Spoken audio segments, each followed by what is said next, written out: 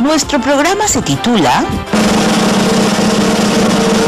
Explicamos por qué el agua es escasa para el consumo si tenemos abundante en el planeta, y el propósito es explicar, basado en información científica, las características y propiedades por qué el agua es escasa para el consumo si la tenemos en abundancia en el planeta. Interesante, profesora. ¿Y cuál será nuestra evidencia de este programa? Buena pregunta, Pedro. Al finalizar esta actividad, habrán logrado elaborar una explicación escrita sustentada científicamente, considerando características y propiedades de por qué el agua es escasa para el consumo si la tenemos en abundancia en el planeta. Bien, les comento que la secuencia de actividades que seguiremos es la siguiente. Analizarán una situación sobre el agua y la escasez en el planeta. Luego formularán y responderán preguntas planteadas, posibles respuestas y su plan de acción para validarlas y poder responder a la pregunta que guiará su indagación. Analizarán información para ir seleccionando evidencias e ideas que permitan estructurar su saber. Elaborarán una explicación escrita sustentada científicamente, considerando características y propiedades de por qué el agua es escasa para el consumo, si tenemos abundante en el planeta. No olviden que esto les ayudará a elaborar su producto final de toda la experiencia. Bien, ahora recordemos y reflexionemos en familia acerca de las siguientes preguntas. En la naturaleza existen recursos naturales de tipo renovable y no renovable. ¿Qué tipo de recurso natural es el agua? ¿Consideras que el consumo de agua es el mismo en todo el país y el mundo? ¿Por qué? ¿Por qué crees que no se utiliza el agua de mar para el consumo humano? Profesora Carmen, al escuchar la tercera pregunta me siento muy identificada con ella, porque siempre me he preguntado el por qué no se utiliza el agua de mar para el consumo humano. Sí, profesora. Yo también, al igual que Fátima, me he preguntado si existe tanta agua en el mar, en los ríos, ¿por qué entonces es escasa para el consumo humano? Gracias, Fátima y Pedro, por hacernos pensar en esas preguntas. Vamos a partir de sus interrogantes para reflexionar junto con los estudiantes que nos están escuchando. Y para ello, les compartiré la lectura titulada Agua por todas partes, ni una gota para beber. Acompáñenme. Estando a la deriva, un náufrago que haya sobrevivido al hundimiento de un barco tiene que enfrentarse a una gran ironía. Expuesto al calor, terminará deshidratándose. Estará rodeado de agua, pero si la toma, no hará más que empeorar su situación. Esto sucede porque el agua de mar es hiperosmótica, es decir, con mucha cantidad de sales. Si la comparamos con los líquidos corporales como la sangre, saliva, etc. Si una persona bebe agua de mar, absorberá la sal y aumentará su nivel osmótico en la sangre, es decir, la concentración de sales en la sangre aumentará. Si ustedes fueran el náufrago, ¿qué creen que sucedería en su organismo al ingerir agua de mar? Dialoguen con el familiar que les acompaña y registren en el portafolio. Fátima, apóyame por favor a continuar con la lectura. Por supuesto, profesora. Para eliminar el exceso de sal del cuerpo, los riñones deben utilizar una cantidad de agua igual, o incluso mayor que la que haya sido ingerida por el sediento náufrago. Además, hay otro problema. El agua de mar también contiene sulfato de magnesio, un compuesto que se utiliza en los laxantes, Este compuesto hará que tenga como consecuencia una deshidratación y perderemos fluidos a través del tubo digestivo. Estudiantes, ¿se dan cuenta? ¿Qué nos dice la lectura? Agua por todas partes, pero ni una gota para beber. A partir de lo comentado, me surge una pregunta. Si esta agua no es apta para el consumo, entonces ¿cómo hacen para beber los organismos que habitan en estos ecosistemas marinos? Buena pregunta, Pedro. Estudiantes de primer y segundo allá en casa, dialoguen con el familiar que los acompaña y registren sus anotaciones en el portafolio. Continuemos con la lectura. Ahora apóyame tú, Pedro. Sí, profesora. Muchos animales marinos solucionan este problema de diferente manera. Lo que hacen es beber agua del mar, pero excretan el exceso de sal, usando mecanismos de transporte activo, a través de glándulas salinas especiales y no a través de los riñones, diluyendo con agua. Esto les permite poder utilizar el agua del mar sin que el equilibrio hídrico se vea afectado, tal y como sucede en el hombre. Estudiantes, ahora les invito a recoger información de sus familiares sobre si en una familia o comunidad han experimentado escasez de agua potable. ¿A qué creen que se deba? Conversen con sus familiares sobre cómo vienen utilizando el agua potable en su entorno. ¿Por qué es importante para ustedes tener acceso y usar agua potable? No olviden guardar en su portafolio el registro de las principales ideas de esta conversación. Muy bien, estoy segura que nuestros amigos desde casa también están haciendo lo mismo. Ahora, anoten, piensen y reflexionen por un momento sobre la siguiente pregunta que guiará la indagación de hoy. ¿Por qué el agua es escasa si tenemos abundante en el planeta? Escriban sus ideas iniciales y guárdenlas en su portafolio. Tengan en cuenta que estas ideas las contestarán al final del programa. Profesora Carmen, entonces es muy importante que no solo tomemos apuntes, sino que vayamos seleccionando y organizando las ideas que nos ayudarán a elaborar nuestra explicación con base científica, considerando características y propiedades de por qué el agua es escasa para el consumo si tenemos abundante en el planeta. Claro que sí, Pedro. Ahora vas a seleccionar, analizar y relacionar ideas científicas respecto a las propiedades y características del agua, porque esto te permitirá responder la pregunta de indagación. Acompáñenme. Bien, les comentaré primero acerca de algunos aspectos importantes relacionados con el agua. El agua es una sustancia líquida primordial para la vida del ser humano y de todo el planeta. Ella hizo posible el origen de la vida y es la sustancia más abundante en la Tierra. Cubre un porcentaje importante de su superficie, el 71%. Pero además posee una serie de las propiedades físicas y químicas que la convierten en una molécula única y fundamental. Ahora bien, ustedes, ¿cómo definirían qué es el agua? Profesora, el agua es una sustancia que no tiene olor, color ni sabor. Efectivamente, Pedro, es la definición posiblemente más conocida sobre el agua, una sustancia inodora, incolora e insípida.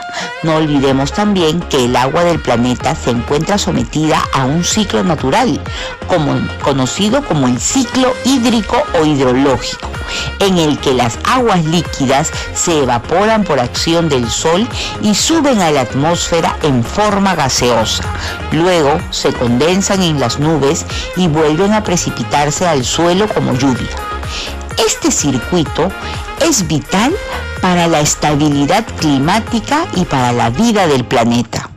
Profesora, ¿y entonces cuál sería una definición que nos podría ayudar a entender sus propiedades y características?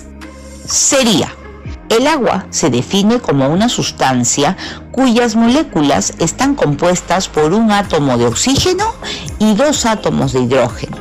En sus diferentes estados encontramos agua en los ríos, lagos, mares, océanos, glaciares y vapor de agua, entre otros. Las características del agua son únicas en la naturaleza. Profesora, ¿por qué afirma que sus características son únicas? Bien, les cuento por qué el agua es la única sustancia que se puede encontrar en los 3 estados de la materia. Los estados del agua son: estado sólido, cuando el agua es sometida a una temperatura inferior a 0 grados centígrados y se congela, el fenómeno recibe el nombre de solidificación y se produce cuando todas las moléculas que componen el agua están unidas. Estado líquido es la forma más predominante. En este estado se encuentran en los ríos, lagos, mares, océanos. El paso del estado sólido al líquido recibe el nombre de fusión. La mayoría de las moléculas siguen unidas, aunque no todas, produciéndose este estado líquido entre los 0 grados centígrados y los 100 grados centígrados. Estado gaseoso. Cuando el agua es sometida a una determinada temperatura, se produce la evaporación. El agua se evapora en forma de vapor y se condensa en la atmósfera. De esta manera surgen las nubes compuestas por una acumulación de partículas de agua. Ahora les pregunto, respecto a lo que Pedro afirmó, el agua es una sustancia inodora, incolora e insípida. ¿A qué creen que se deba? Puede ser porque tiene que ver con nuestra percepción del agua a través de los sentidos. Bien, Fátima. Por ejemplo, si en 2 vasos transparentes iguales agregan la misma cantidad de agua en cada uno de ellos, luego en uno de los vasos incorporan 2 cucharaditas de azúcar en polvo, ese será el vaso 1. En el otro vaso no agreguen nada, eso será el vaso 2. Y luego mezclan bien. ¿Qué características del agua cambiaron al agregar el azúcar en polvo? ¿Qué hiciste para saberlo? Responde en tu portafolio y dialoga con la persona que te acompaña. La diferencia es que el agua del vaso 1 adquiere color y sabor, y la del vaso 2 está pura, sin color ni sabor. Así es, Fátima. Se forma una disolución con el azúcar y además las características que cambiaron justamente son las referidas a que el agua es incolora e insípida. Por ello, tengamos en cuenta, salvo cuando no contiene sustancias disueltas en ella, el agua no tiene olor. Esto se debe a que está compuesta en proporción de 2 átomos de hidrógeno y 1 de oxígeno. Una molécula de agua contiene únicamente los 2 elementos. Esto se descubrió en 1782 gracias a Henry Cavendish. Dado que las moléculas de estos componentes químicos son inodoras, el agua hereda de ellas esta propiedad.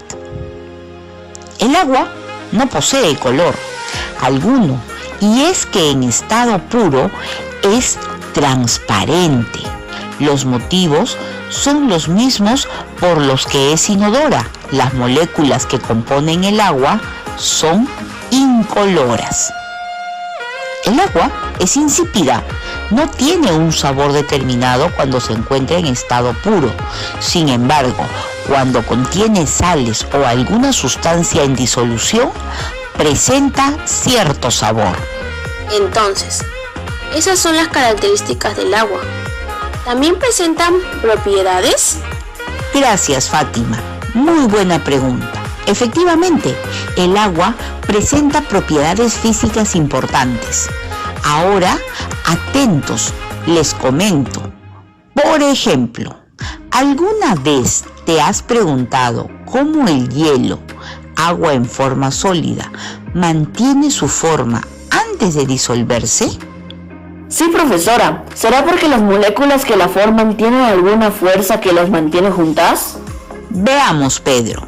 Esto se debe a las propiedades físicas del agua, las cuales se atribuyen principalmente a los enlaces por puente hidrógeno, que se presentan en mayor número en el agua en estado sólido en la red cristalina. Los enlaces por puentes de hidrógeno entre las moléculas de agua son enlaces débiles que se establecen necesariamente entre un átomo de carga negativa y otro de carga positiva. Otra propiedad que presenta es calor específico, es decir, la cantidad de calor necesaria para elevar la temperatura de 1 gramo de agua en 1 grado Celsius. Por otro lado, el calor de vaporización es el que se requiere para evaporar una cierta cantidad de agua, ya que los puentes de hidrógeno deben romperse para liberar las moléculas en forma de gas. ¿Alguna vez has observado, por ejemplo, a algunos organismos como los zancudos o cualquier otro insecto andar sobre el agua? ¿A qué crees que se deba? Puedes registrar sus respuestas en el portafolio. Profesora, sí he observado eso. Creo que es porque existe una gran fuerza en la superficie del agua. Fátima, justo a ello se le denomina elevada tensión superficial. Es decir, su superficie opone gran resistencia a romperse, lo que permite que muchos organismos puedan y vivan asociados a esa película superficial. Si bien todas las propiedades son importantes para mantener cualquier forma de vida, sin embargo, las estadísticas nos muestran que el agua no se distribuye a todas las poblaciones. Alrededor de 2.200 millones de personas en todo el mundo no cuentan con servicios de agua potable gestionados de manera segura, según informa el Fondo de las Naciones Unidas para la Infancia, UNICEF, y la Organización Mundial de la Salud, la OMS. Ante ello, la ciencia y la tecnología dan algunas soluciones para usar agua de mar a través del proceso de desalinización.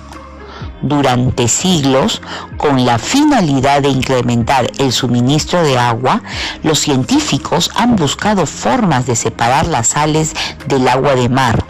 A este proceso se llama desalinización. Este proceso se puede llevar a cabo a través de la destilación, que es un método que consiste en evaporar el agua. Requiere grandes cantidades de energía y es muy costosa. En la actualidad existen destiladores solares. La congelación. Durante la congelación del agua de mar se separa la sal permitiendo su extracción. Este método requiere menos energía, pero es muy lento. Y la ósmosis inversa. Utiliza grandes presiones para movilizar el agua de mar muy concentrada hacia una solución de agua poco concentrada a través de filtros que se encargan de retener las sales. ¡Wow! En ese proceso de desalinización podría estar la solución, profesora. Así es, Fátima. Ahora respondan. ¿Qué aplicaciones tiene el conocimiento de las propiedades del agua en el hogar, salud o la industria? Bien, estudiantes de primero y segundo de secundaria, ahora les invito a organizar sus ideas en un esquema. Pues ha llegado el momento de responder a la pregunta de indagación con la información obtenida en este programa y en otras fuentes que pueden consultar. ¿Por qué el agua es escasa si tenemos abundante en el planeta? Contrasta con tus respuestas iniciales. Si no lo concluyes, lo haces terminando el programa. Elabora tu explicación escrita sustentada científicamente, considerando características y propiedades de por qué el agua es escasa para el consumo si tenemos abundante en el planeta. Socializa tu explicación con tus familiares. Vamos, tú puedes. Amigos, qué interesante todo lo aprendido hoy, ¿verdad? Así es, Fátima. Por ello, es importante que analicemos si hemos logrado el propósito de nuestro programa relacionado a explicar, basado en información científica, que las características y propiedades por qué el agua es escasa para el consumo si tenemos abundante en el planeta. Considero que sí, profesora. Durante todo el programa hemos ido dialogando sobre estas propiedades y características del agua. Hemos visto por qué siendo tan abundante aún es escasa para el consumo humano. Gracias, Fátima y Pedro. Además, tengamos todos en cuenta que nuestro aprendizaje no termina concluido este programa. Al contrario, nos abre las puertas para seguir construyendo juntos. No se olviden de elaborar su explicación y guardarla en su portafolio.